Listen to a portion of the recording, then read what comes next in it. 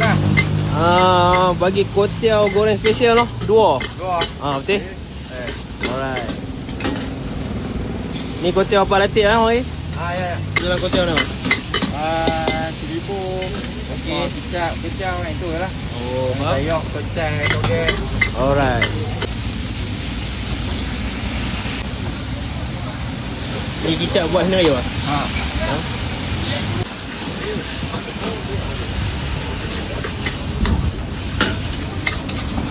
Buat latih tu siapa dia ah? Ya. Oh ayah ni anak lah sambung. Sambung lah. Oh faham. Okey, toge. Tu apa dia tu? Lada putih lah. Lada putih ah.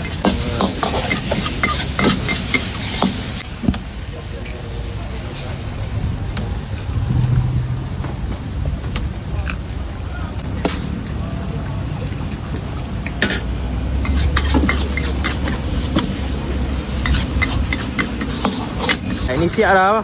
Dah. Okey. Betul. Betul. Okey. Kuotiao special siap ah? Ya. Okey. Macam ni harga berapa? RM6. RM6 ah? Ya. Okey bang. Bagi saya nasi goreng special. Nak dua juga noh. Dua lah. Okey, baik. Alright. Mau nasi besar ke? Ya, yang potong sikit noh. Kalau resipi ni sejak tahun 1991 sampai lah ni Ya. Masih sustain lagi macam ni kau. Betul. Alright.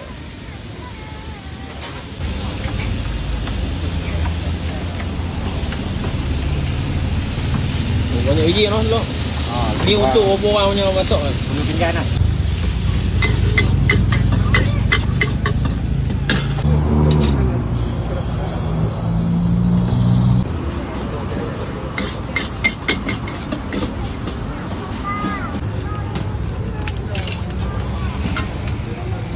Ni lada. Ada.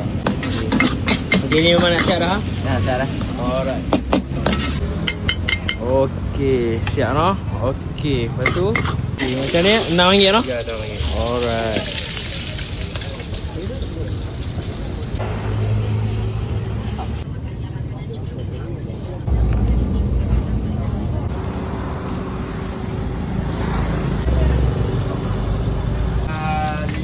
Sampai 9 lebih lah.